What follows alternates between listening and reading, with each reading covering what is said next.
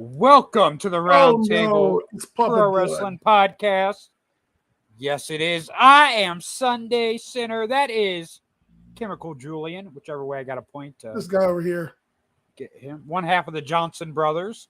Chemical Yeah, the Julian. Brothers Johnson, if you will. Bad Blood is tied up in my basement right now, so we are being joined by Puppet Blood, who is doing a fine job taking over for him. Doing a fine job keeping this ship afloat, if you will. He is carrying the ship on his back. That's what he calls it these days? That's something like that. Is that with all the meat sauce on it? That's all the meat sauce, all them breadsticks, All the baby, meat sauce. all that fuck money going into this show. So we are here to talk about AEW Dynamite tonight.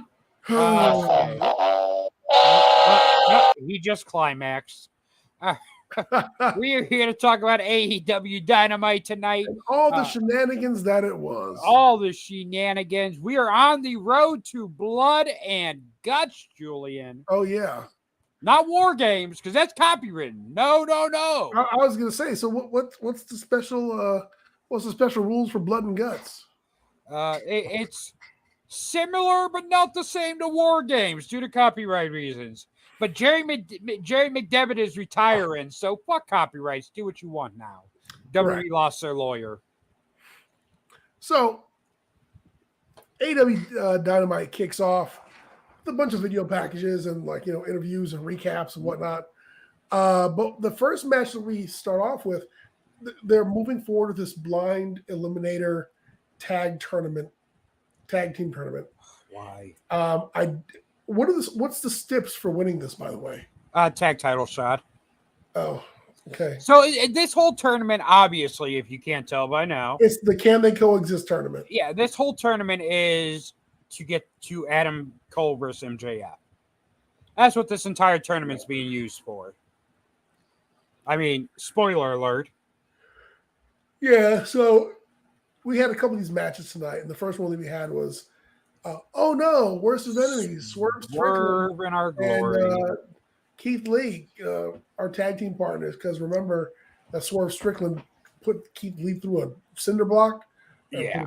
Cinder block over his head or something. He had the mogul affiliates attack him. Just all that. So Keith Lee was so stressed out, all his hair turned white. And he went and shaved it back, and it grew back his regular, healthy brown color. Here's the thing I hate about this blind eliminator tournament, and it's the same thing I hated about Battle Bowl back in the day when WCW ran it. It's so obvious it's not a random draw. Wait a minute. Whoa. You're saying Battle Bowl wasn't a random draw?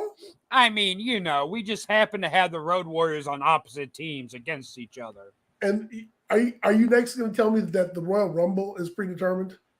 I allegedly, I've heard rumors. I've heard rumblings on the IWC. Money in the Bank, though, is totally legit. That's totally above board. Oh, yeah. All absolutely. Right. You can bet on that in Vegas. Well, okay. I'll appreciate that and let that go. So the blind eliminator, we got Swerve in Our Glory, who randomly were picked. Versus team up against Orange Cassidy and Darby Allin. Yes, sir. Darby Allin. Darby gave Keith Lee a pep talk backstage and said, "Hey, you can do it, Uncle Phil." So, yeah. But this match was used just who won? I forgot who even won this match. So of course, Orange Cassidy and Darby Allin won. Of course. You had a few things where Orange Cassidy was doing his shtick and kicking people, and then Keith Lee was chopping him in the chest, and he was like, "Whoa, whoa, whoa, hold on!" And then he put his hands in his pocket, and then Keith Lee slapped him in the chest again. So yeah, a lot of comedy spots. They went to picture in picture. Good old comedy wrestling. Yeah. It seems like this Keith Lee Swerve Strickland shit has been so start and stop since they split up. Like, you forget about them feuding, and then something will happen where they get involved with each other. Then they won't be for a while, and then, oh, look, we found them together. We remembered we were going to have these guys feud. So I think what happened was Keith Lee getting jumped by the Mogul affiliates was such a horrible segment. Right. And I will say I saw it, and at the time we didn't know who the Mogul affiliates were, but as segments go, it just wasn't great. You mean with Rick Ross, that segment? That segment was legendary. You want to talk about someone who stayed in the ring? How long was he in the ring? He was in the ring God, for hours. He was in there way too long. He was in there 30 seconds longer than he should have been. It felt like he was in there the whole show. I mean, his segment should have been 30 seconds, and that was it. But he just stood in the ring talking. Hey, but that segment gave us one of the greatest moments in Dynamite history. When Rick Ross was like, "That's a big motherfucker." Yeah.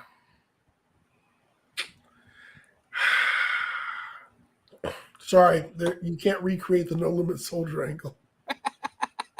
Hey, and if you can't find lightning in a bottle, brother. Lightning in a bottle. If you try to recreate it, get someone better than Rick Ross. Yeah. So after that debacle of a clusterfuck, we had a video package, a hype package for Nick Wayne, who is coming to AEW, the young prodigy.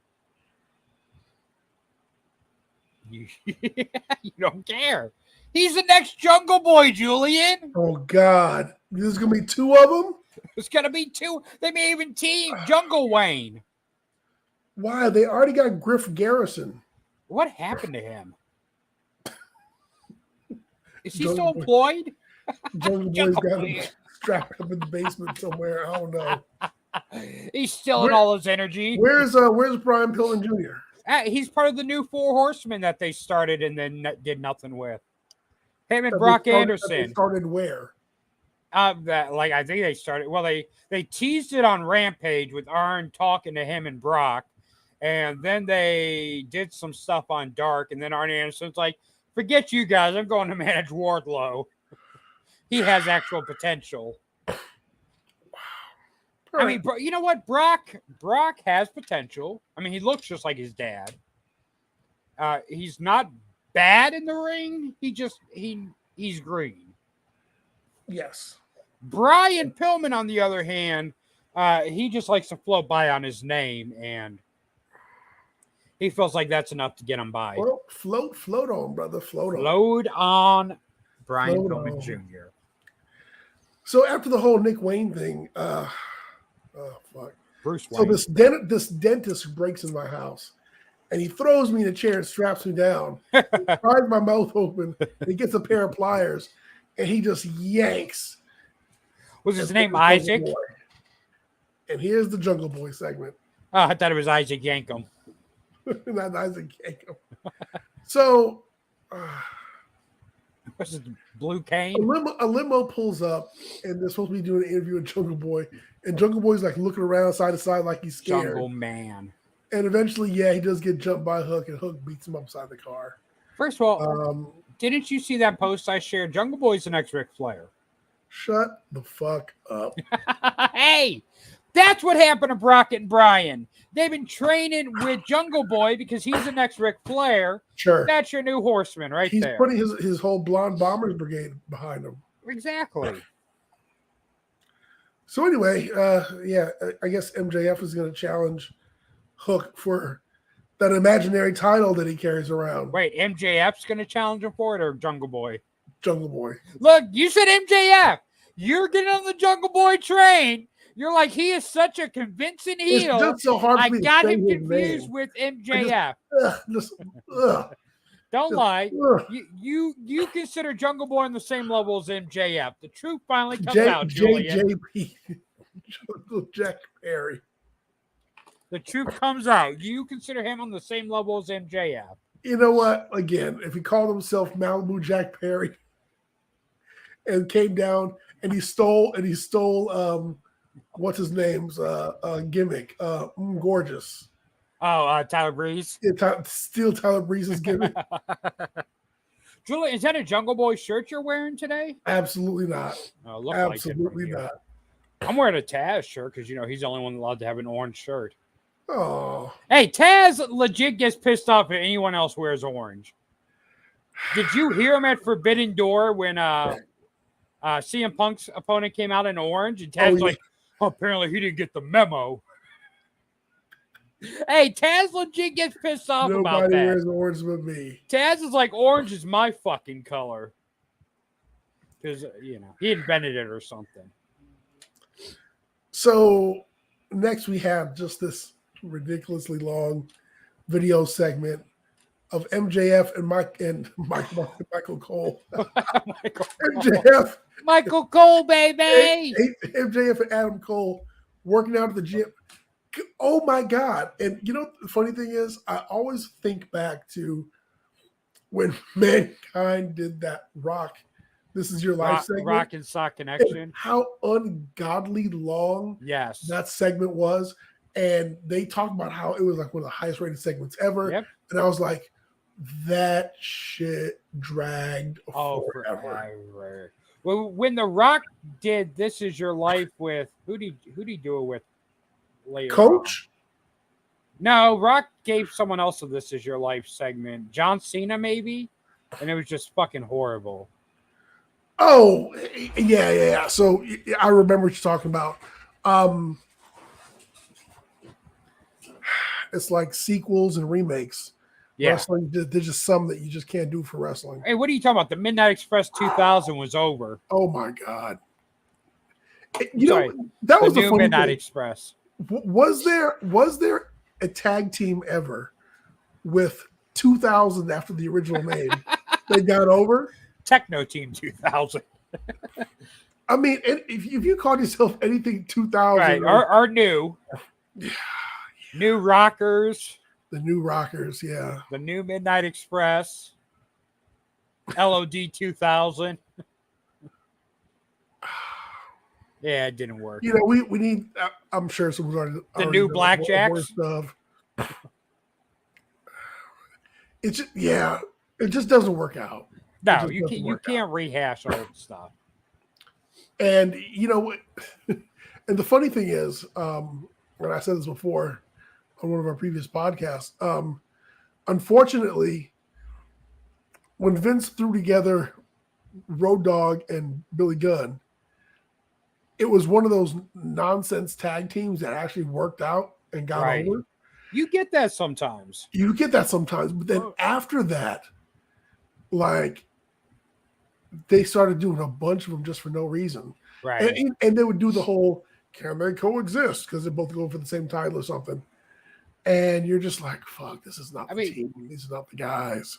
If you look at tag teams that were kind of just thrown together on a whim and they ended up getting very over, there ain't that many of them. You had the New Age Outlaws. Yeah. God, there's another one in my head that The Usos, the New Day. Well, no, they weren't. The Usos weren't really just thrown together because they're brothers. The New Day kind of all had something in common. Like, I'm talking about just pretty much. I'm just talking about two random guys thrown together and like that actually fucking works. Like, I mean, New Age Outlaws. I really can't think of anyone else. They just made it work. There was someone else in my head, but I can't think who it was now. Oh, Otis and Chad Gable. Just two random guys, and they're like, you know what? That actually kind of works. AEW hasn't done that yet. Oh, they're trying. They're trying to trying. see what'll stick. They are trying. Yeah. So the MJF Adam Cole segment was long, and this was just the video package, like the gym working out together portion. Tonight was very video package heavy, very segmenty. But yeah. I think the main reason for that is because a lot of guys are working for New Japan this week. Yeah. So that's most likely why. But yeah, it was very segment heavy. Because then right after that, wasn't it a Chris Jericho segment interview? No, after that we had the trios. The trios match, the Acclaimed to Billy Gunn versus Bollywood Boys and the Blade. Right. I was so confused by that. Like, why the fuck is the Blade teaming up with the Bollywood Boys? But then I saw the Butcher. When that match, I mean, the Acclaim came out and did their rap. Right. And I'm like, why is this happening? Right. I think the best part of that match, though, was Taz mentioning the Bollywood Boys tan line from their tank tops. That was funny. He was like, oh, look at the t-shirt tan line on the hard cam. Like, great work there, Taz. You're a broadcast journalist. Since the Butcher and the Blade have been like bouncing around everywhere, MJF and Adam Cole in their tag team eliminator quarterfinals match faced Matt Menard and the Butcher. And that led into, before we jump into that, has anyone that debuted against Cody Rhodes in AEW gone on to really be super successful in AEW? Yeah, the Butcher and the Blade debuted by attacking them. Okay. Lance Archer. They're doing very well. The Murder Hawk. What is Butcher and Blade doing in AEW?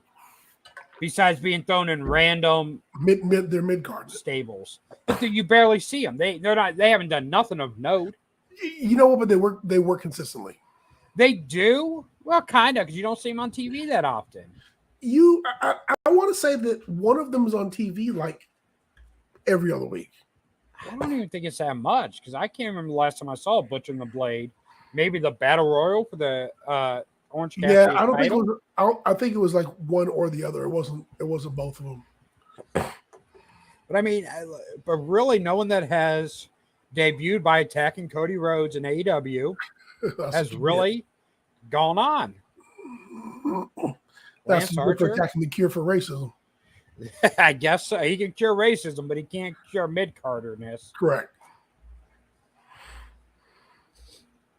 Yeah. So yeah, we had the trios match.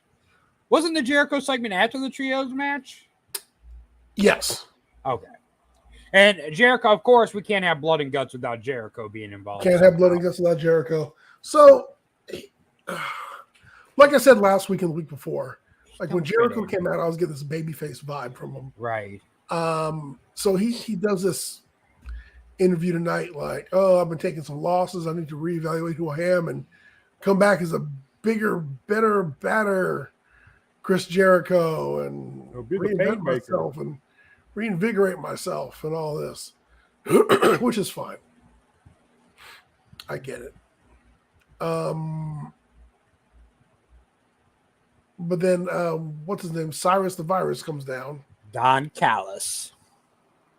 And he's like, join my organization, the Don Callis family. And the crowd's like just booing the shit out of Don Callis. Right. Anyway. Don or Dom. If Jericho you have either of those names. Jericho says, maybe. That's it. Yeah. So he's going to be on one of the two sides.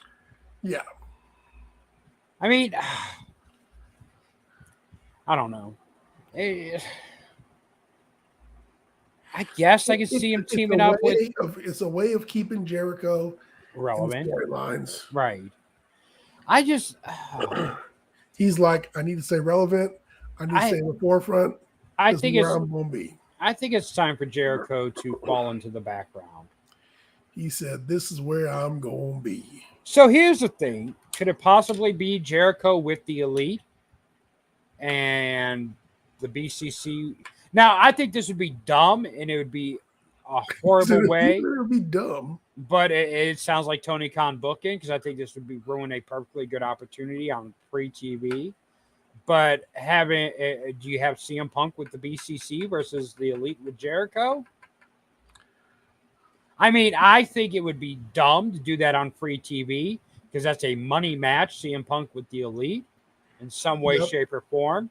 I mean, I could see it happening simply for the fact that, Jericho talked shit about Punk during that whole debacle. So I could see that all being used towards this. Jericho and Punk agreed to team with each other. I mean, they agreed to work with each other as well. So, but I think it would be dumb to blow a CM Punk Elite match on free TV. That is something that you could fucking sell a major pay-per-view on. That's something you could have it all in. And because I mean, even if you have blood and guts with CM Punk in there teaming with BCC versus the Elite, even if you have, Punk versus Kenny at All In, you have ruined it now by having them already in a match against each other. Like, something that big, something that monumental needs to be saved for a pay-per-view. So I hope that's not what AEW is going for, is adding Punk to blood and guts on the BCC side. Because I think that'd be wasting a major opportunity to make money. All right. But I can see it happening. Depends on how good Tony Khan's Coke is that week. Yeah, that might happen, though. Yeah. I hope not. It'd be dumb. I mean, you're just giving money away at that point. We've seen other stupid shit that Tony Khan has done, so... Right. Yeah, I mean, he's... Tony Khan... So the problem with Tony Khan is he's not good at gradual... He got too much money? Booking. He wants a quick... He don't like to take his time in the love making a booking. He wants to bust his nut and move on.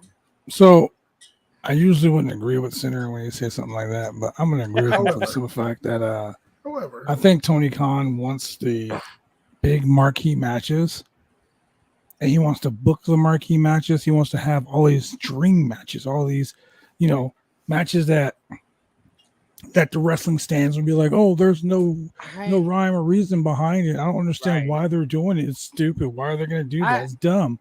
Tony's like that guy. He books matches for himself and not with the end goal of making money. And that's his biggest problem. He don't have the goal of making money with these matches. He has the goal of, I want to do this match. And I don't want to wait. I don't want to play it out. I want it to happen. What do you think, Julian? He's a fanboy. I mean, yeah, he's a dude with a bunch of money who has said, like all of us, well, if I ran a promotion, I'd have blank. I'd only have this many titles. I would have this many people in each division. I'd make sure that I had a top level, like an A list, a B list, a C list, a D list. I'd run a show on a Saturday. I'd run a show on a Friday. And if you give somebody the passion, he's to be spending the kind of money that he spends, the guy's got to be passionate. But he's got to be passionate, and he's got to be somewhat of a businessman, because you don't want to piss away passion, And so he's got the money, he's got the passion, he's got some business sense. But is he the boss, and can he see certain things that he's always want to have happen? Of course. If I could find a drone that I could press a button and make it turn into the fiery phoenix like G-Force, would I buy it? Fuck yeah. And if I had the money to make it happen, I'd probably make it happen, but I don't. So, yeah, he's more than a kid with toys. I do think he does a lot of fan service. Oh, yeah. And as far as the comparisons to like WCW and are the inmates running the asylum and the evil EVPs and Punk's about to get fired, he's about to quit, and all that bullshit aside, I mean, he's learning as he goes along. So I really don't hold a whole lot against him, because I'd probably be doing the same shit. I think I'd have Ryback and Goldberg right now. You know what? I had an epiphany earlier today when I was at work about this whole situation. Tony Khan is a very smart man. Tony Khan is he's all about analytics. The guy is all about statistics. He's the stat guy for the Jaguars. He does all this shit, right? Much like myself, when I ran a company, I tried to do it by myself. I want to book the show. I want to work on the show. I want to make sure all the storylines. I want to do this. I want to do that. I had to make sure the TV was right. I had to make sure everything was right. Tony Khan is overwhelming himself. We're trying to do everything. And he's letting like small little minute things slide under the radar. You know what I mean? He's not booking matches that are going to make money. I mean, granted, some of these matches are going to make money. I mean, like the Wimbledon thing, like it was said earlier today that show is going to be bigger than if WCW, Ring of Honor, Impact Wrestling, and New Japan and AAA all did a show. That show in Wembley is going to be bigger than that. I mean, just crowd-wise. They haven't even fucking, like literally, they haven't even named one match, and it's already damn near sold out. They did what no one said they can do. They're almost 82,000 people that bought tickets to this show. No, so there's Tony one person that bought 80,000 tickets. Yeah, we know that. Tony did that by himself. All right, T-Con. The name on the ticket says Khan. It says Tony Khan. Yeah. I mean, but in all actuality, like he's doing something that no one has ever done. No wrestling company has ever sold out the Wembley Stadium. Nobody has done that. And he's damn near close to doing it. And all the WWE fans are pissed because they're like, oh, we were talking so much shit about this and it's going to fucking flop. And oh my God, look, they're selling out tickets. Tony Khan must be buying them all. Like, you know, they're going to make so much money on this show. It's going to be like a Saudi show. Like, literally, that's how much money they're going to make on this show. The point I'm trying to make is Tony knows how to make money. He just doesn't know. To be very polite, Tony Khan doesn't know how wrestling works. He knows how to book matches that he wants to see for his own fandom. And he knows how to book matches that certain people will see and be like, oh, that's cool. But he's got guys like Will Washington, who's a fucking wrestling fanatic, who knows so much about wrestling, has a great wrestling mind, formerly of Grapsody and Fightful Select. The guy's fucking great at he knows storylines, he knows wrestling. So you put someone like Will Washington in there. Then you got fucking Bryan Danielson. Daniel Bryan, whatever you want to call him this fucking week. You got him fucking wrestling mind. CM Punk, great wrestling mind. Chris Jericho, great wrestling mind. The only problem is getting all those egos, Kenny Omega, the Bucks, all those egos to sit in a room and put together a wrestling show that's going to make money. We sit here on this podcast every week and we predict and we book matches that AEW and WWE finally start booking. You know why? Because they make sense. We make money because we want matches that make sense. Tony Khan is one of those guys that he has all the G.I. Joes. He has all the Cobra guys. And now he's like, well, I wonder if Cobra Commander was the leader of G.I. Joe. Let me go ahead and put that over here and see what happens. That's what he's doing. He's got all these toys. He's just throwing them all together. You got Nick Wayne versus Strickland next week. Guaranteed bar burner. I don't like Nick Wayne, but Nick Wayne's a fucking phenomenal talent. I hate Swerve with a passion, but that guy's fucking great at what he does. You're going to have a great match there. Where they messed up was like, for instance, Keith Lee and Swerve Strickland. Why break them up? They were a fucking good tag team. They complemented each other, but you broke them up for no reason at all. You know what I'm saying? So with the Bucks and CM Punk and Kenny and all the drama, all the drama that they have, like think about it, man. If you shut your fucking mouth, drop your ego, and go make some fucking money, that feud between them will be so hot right now. It will be so hot. So if you put CM Punk on the side with the BCC, that would be great. You know, it'd really be great. Put Colt Cabana in that motherfucker too. Put his mom's checkbook on the pole. Let's see how that shit goes. I approve that one. Okay, Russo. Russo was a great mind for the 80s, the 90s, not now. Right. I agree with what you're saying. I think Tony's biggest problem is not having the right people around him. He has people around him that are only looking out for their best interests and are letting Tony just do whatever with the rest of the show. Mm-hmm. As long as their segment's what they like, they don't give a fuck about the rest of the company. And that's been the biggest problem for AEW since day one. With Cody, Cody cared about other people's shit. Cody wasn't just looking out for himself. So when Tony lost Cody, it was a definite decline in the booking.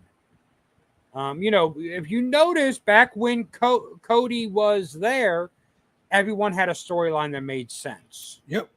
When Cody started bowing out and getting tired of it is when shit just started happening for no reason. And if you watch the AEW product, you will see that is when things started changing booking-wise to where shit just got thrown together for no reason. Matches were happening just to have the match happen. There's no build-up to some of the things. That's why, and I hate to agree with these WWE stands, but some of them are right. And like I always say, this podcast ain't about sucking the dick at WWE. It ain't about eating the ass at AEW. It's about basically being straight up. If we like something, we like it. We don't like it, we'll tell you why we don't like it. And here's the thing. One thing WWE has always been good at is building shit up before they put it on TV. I mean, I'm not gonna 100% agree with that, because not always. I've seen some shit that made no fucking sense. Well, yeah, but I'm talking about when like a new person debuting or someone coming in, they built it up in a way to make like Veer. Veer was coming for months. Jericho, when he showed up, it was a blank. He just shooting blanks. Yeah, well, he couldn't get no one pregnant, but he tried. A for effort. When Jericho's first debut, it was teased for weeks with that countdown. What the fuck is this? Even with the return, the Save Me. What the fuck is this? Even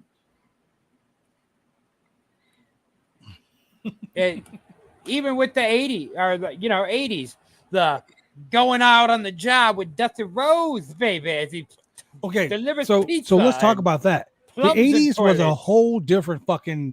The 80s was like a whole different monster. Oh yeah, because you had stories and cocaine. You had that too. You had stories and you had a week between storytelling. Right. Hogan had a monster of the month. He fucking wrestled a guy on Saturday Night's Main Event. He built that story. They built that story for 3 weeks, and then finally have Hogan beat the guy. And then after that, on the next Monday, another story would start. Look, here's the thing WWE used to do. At WrestleMania 1, they set up Piper Mr. T for WrestleMania 2. But it's true. They would use one WrestleMania to set up the next one. Oh, like they did John Cena and The Rock. The Rock once in a lifetime, 2 years in a row. When's the last time that WWE has gone WrestleMania to WrestleMania with a storyline? I mean, Rock once and in Cena. a lifetime. Roman Reigns 2 times in a row. Like this Survivor Series is going to be Roman Reigns versus Jey Uso for the Undisputed Championship.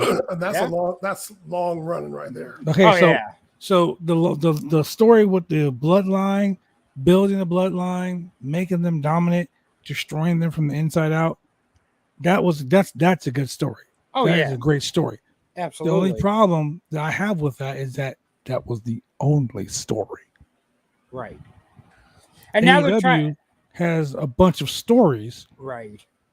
But they're not telling them in chronological order. It's like Marvel versus DC.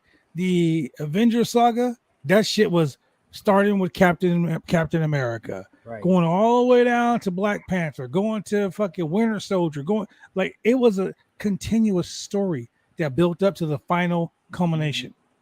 Right. Well, you know what? The problem is WWE's trying to capture magic in a bottle again by doing the same thing with the Judgment Day that they did with the Bloodline. No, but no, I'm they're gonna tell you what they're doing trying right. to. No, I'm telling you what they're doing right with the Judgment Day. The Judgment Day and the Hurt Business are two groups of people that got over organically. Right. The only difference is the Hurt Business was getting over as faces, and people were loving them. And Vince was like, "No, we can't let these Nelsons get over. Split these guys up. Let's have these guys get over right here." And they let those guys go. They let them be who they want to be, and they built that clique. Right. AEW is doing the same thing with Billy Gunn and the Acclaim. Let them go out there, be goofy. Let them go out there, talk about they're gay, and they're scissoring each other, and the crowd loves it, and they're over because they're great workers. They're great personalities. The Dark Order. I've wrestled John Silver. The guy's fucking amazing. Not a single black person in the Dark Order. Yeah, well, yeah, exactly. Correct. But the whole point is just like the House of Black, not a single black person. The Dark Order, they will be getting over on their sheer wrestling ability if Tony was like, let me not make these guys a fucking clown organization. Not Evil Uno. Let those guys wrestle. Those guys are fucking good. Not Evil Uno, but yeah, everyone else, yes. Wow. Super Smash Bros were over as fuck. What are you talking about? You didn't say be over. You said good workers. Okay. There's a difference. The point I'm making is AEW was over. Ain't no one AEW giving him a fucking Olympic gold medal for wrestling. Yeah. AEW has they have so many stories. And the problem with AEW versus WWE story-wise, AEW has so many goddamn stories going on that you can't fucking keep up. Right. Correct. Because they don't have enough time each week to show all of them. So you'll get some storylines 1 week. You got 2 weeks. You got Dynamite. You got Rampage. You got Ring of Honor. You got motherfucking. Ain't Collision. no one watching any of those. Shows. Ain't no one watching any of those fucking shows except Dynamite. There's 4 shows. Ain't no one watching any of those fucking shows though. Yeah, well, that's like if you have a match in the woods and no one sees, does it actually fucking count? True statement. I mean, who's watching? If I piss in the bottle and I drink it, does that mean it's nasty? I want you to say no. They're like, you nasty fuck. Hey, is there anything worse than walking down to your parents having sex? Wow. Wait, there? That right there was a. Wait, you got to answer the question though. Is there anything worse than that? No. 9/11. You had one job. Don't forget. Always remember. And you fucking forgot. Wait. Hold on 1 second. Look at this. If I fuck my sister when my mom is at work, yes, you sick fuck. Yes, it counts. Yeah, it does. What? Wait, you need to wash your brain out, not your mouth. Your brain out with soap. Are there cameras in the house? What?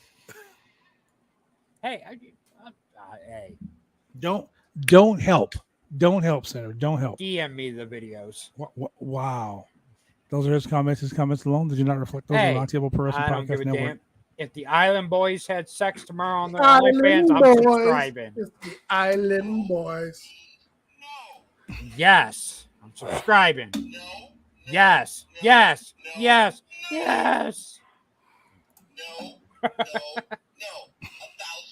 What the fuck were you talking about to get? How did we go from fucking Tony Khan's book into fucking your sister where your mom's not? I don't know. Taekwondo. That's how we got there. You're the one that. You're the one that forgot 9/11. You fucking terrorist. Wow. Yeah, but they have all these other shows, but no one's watching.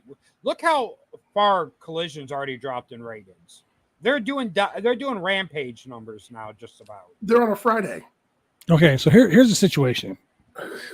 Parents sent me on a week's vacation. This Saturday show is really bad because, for one, it's late in the evening on a Saturday. Most people are going out on a Saturday. Right. Okay. Most wrestling fans are going out on a Saturday.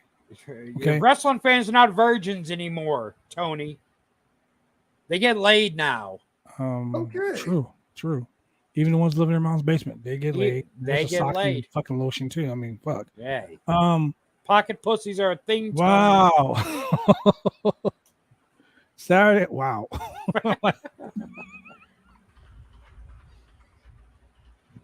I'm done.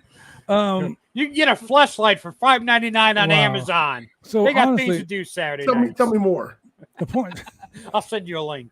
The point I'm making is simple. If you need an instructional video, I can make you one. Saturday nights are rough for wrestling. They always have been. Oh yeah, they always have been. Honestly, so when Tony decided to put wrestling on a Saturday, I have my reservations. The first show, CM Punk came back, was great. The second show was a little lackluster. Now you got college football coming up. Mm-hmm. Yeah. And Tony already said he doesn't want to run against college football. So what does that mean? You're going to put your show on Tuesday? Please, God, don't fucking put your show on Monday. Right. Pretty much. I mean, if you put your show on Monday, people are programmed to watch Monday Night Raw. So wrestling programmed to watch that. Wrestling hasn't been a draw on Saturday night since the DuPont Network. I mean pay-per-views, premium live events, that's a whole different thing. You build up to that. Right. But to have an actual show every Saturday, I mean, you're not WCW Saturday night. You're not a wrestling staple. Where Arn Anderson won all those NWA television titles, by the way. Hey, well, here's the thing, though. Like, even pay-per-views were always on Sundays until the network became a thing. Yep. Why? Because Saturday night, people are not going to sit home to watch wrestling. The only time wrestling is the night where people are sitting home, have family dinners, and they're watching their little Sunday night TV shows. You can draw a live in-arena crowd on a Saturday, but you cannot draw a at-home viewership on a Saturday. You know what? I kind of disagree. And the reason why I disagree is because of the whole phenomenon that was WCW Saturday night. We all have fond memories of it. Just like your trivia, you're wrong. Now, But you won, remember? Oh, yeah. Great job on the trivia tonight, Julian. But, like... That's a different era. Did anything, like, earth-shattering ever happen at WCW Saturday night? Not really. But you saw your favorites. Mm-hmm. And you saw some new guys that we fucking crap on all the time. And you saw, like, fucking Ultimate Warrior versus Pork Chop Cash. I mean, that kind of shit. But then you also had your Renegades versus your Paul Orndorff.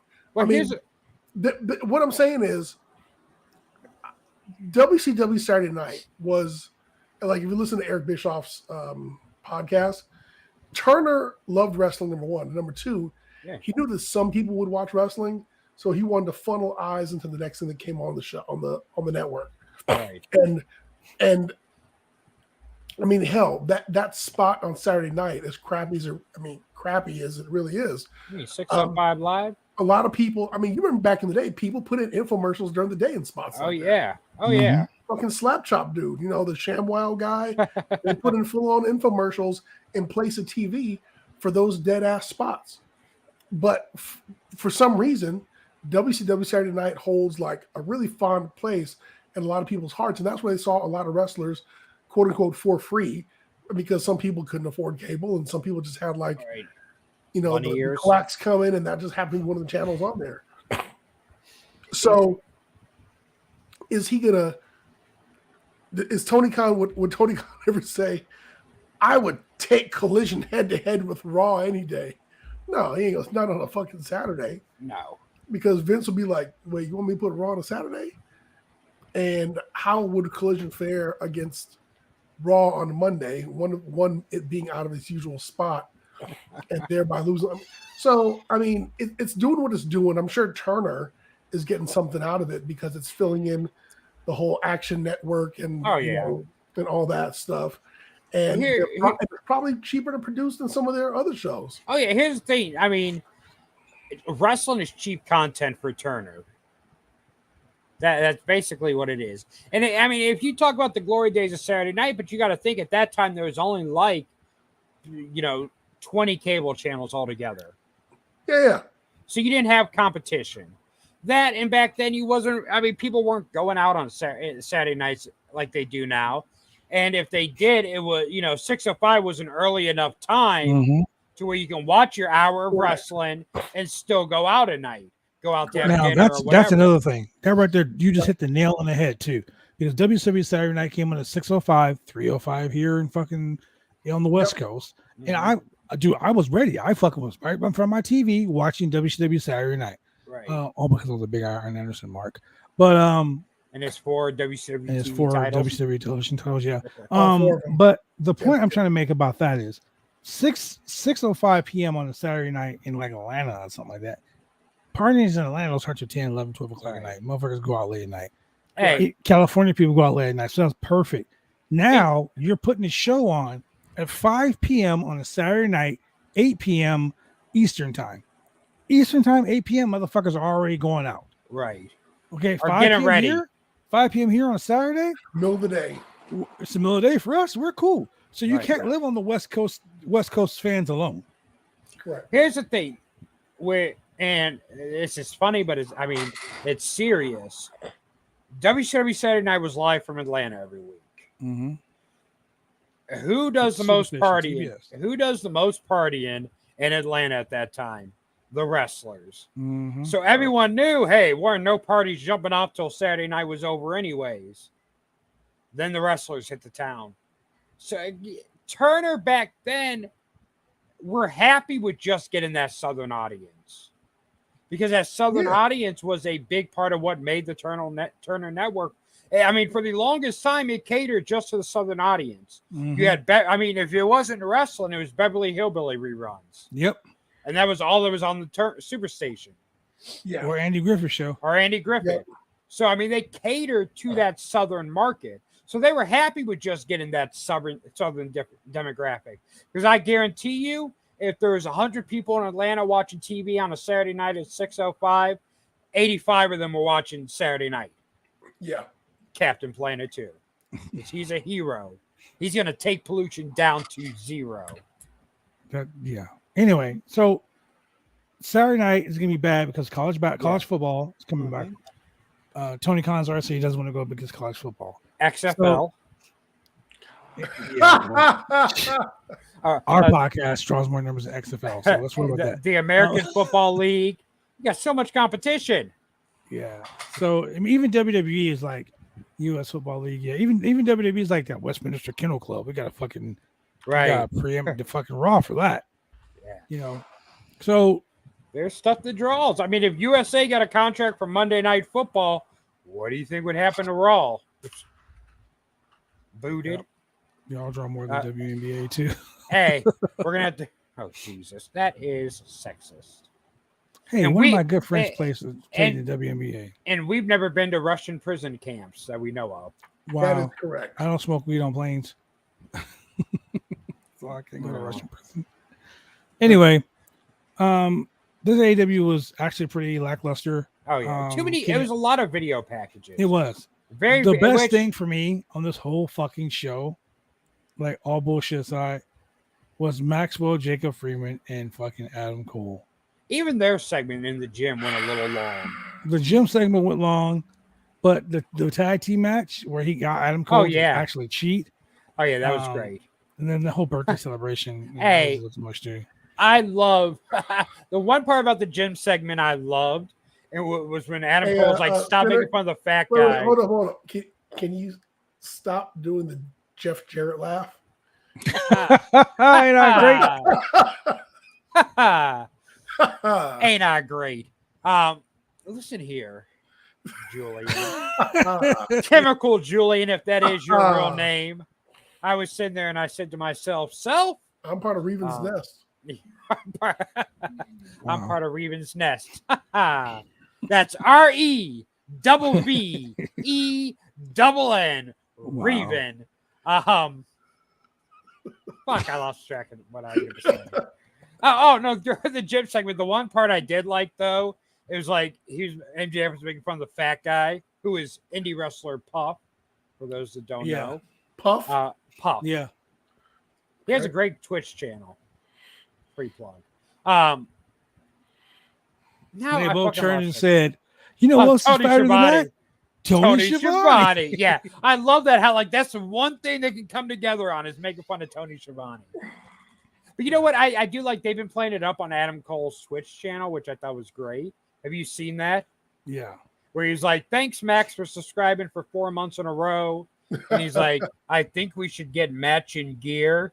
and they just went silent. Like, why are you coming on my Twitch channel? Yeah, Just they're playing little that shit. pretty They good. did. Little Then shit. the whole Adam, he did the whole Adam Cole Bay. Fucking, you know, they did the whole NWO thing in the beginning. It was so fucking funny. Oh yeah. I honestly, I think Adam Cole is not going to swerve. I think they're going to become a fucking faction. I think MJF's going to turn on him. I mean, MJF's going to want to keep the world championship, but Right. I think Adam Cole's not going to challenge him for it. I think they're going to fucking win the tag. This whole tournament this is leading up to them wrestling each other. No, this is the way WWE books. They're going to win the tournament. This ain't WWE. Because they're going to win the tournament because trust me, they're going to win the tournament.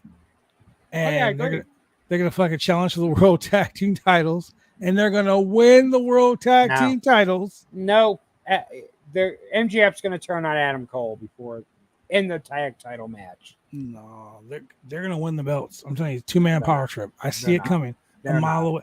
I'm willing to bet money on it. I'm willing to bet fucking money on this shit because. Are you going to put the title on it? Put the title on it. Put the title. We might have to put extra points on that. Put the Roundtable title on it. Put the title. Are you a sports entertainer? I'm already challenging for the Wicked Crazy Pinfall title. So yeah, you have to wait till All Out for your shot. The title. If you can beat Julian. You can beat Julian for the title contenders match. Look here. If I had $1 for every time I beat Julian in predictions, I'd have $1. Yeah, pretty much.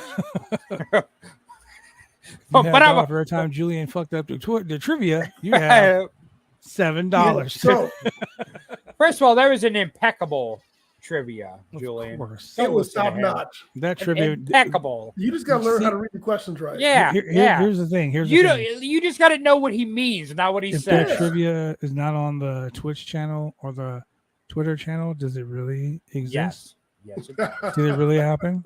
It'll be on my Twitch channel. I deleted it already, so it ain't on nobody's Twitch channel. My Twitch channel. I will reenact. I'll do a live reenactment tomorrow night of it. Don't worry. Reven and all. Reven and all. Johnson Brothers, Reven, well, and the ECW title being held by Evolution. Wow. Yeah. Anyway, he was saying ladies and gentlemen, he played SmackDown versus Raw. Ladies and gentlemen, we're going to cut this short.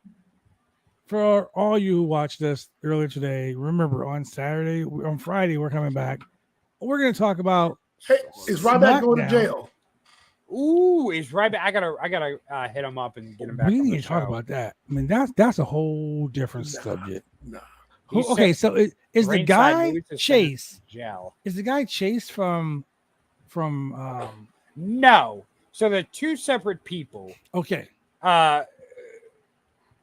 Ryback just put out there about how mentally unstable the guy that runs Ringside News is, which anyone that has followed him on Twitter know the dude is fucking a nut loose. Hey, don't talk shit about Ringside News. They put us over real big.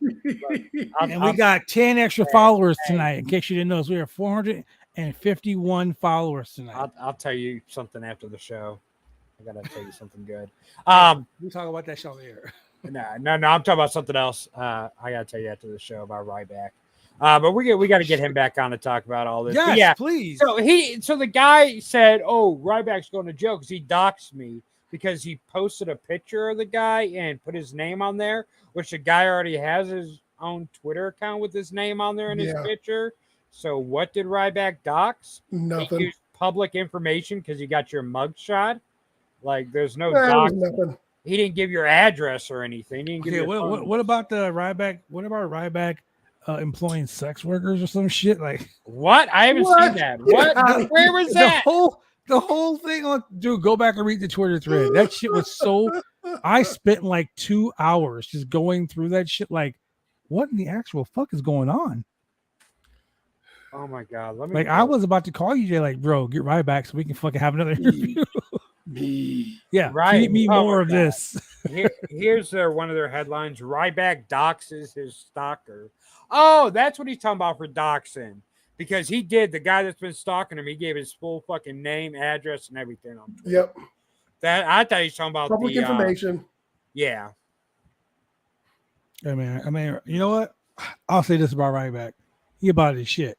If he gonna go after you, he gonna go after you. I'll say, whether he's right or wrong in situations, he's passionate of what he believes. Yeah, be passionate, bro. Shit. So, because if you don't believe yourself, nobody else will, right? That is true. That's right. Amen. So with that being said, thank you very much for joining the show on Roundtable Pro Wrestling Podcast. For Chemical Julian and for the man who believes in his own hype right there, the winner of Black History Twitter trivia. Twitter too. I won Black History but he lost gay. He lost the gay pride trivia. No, I won that one too. Shane came in third. That's right. That's right. Like him in a second. Yeah, because you're gayer than Shane. Apparently. Yeah, and I'm blacker than you, so whatever it works. Shit. You're checking all the boxes. I mean, so he still hire you ASAP. I mean, but he still does put raisins in the look. The potato salad. Yeah. They got rid of affirmative action this week, so I'm screwed. Yep. You're fucked. Hey, no more boxes to check. Thank you very much for joining us here on the Roundtable Pro Wrestling Podcast. We will see you guys when we see you.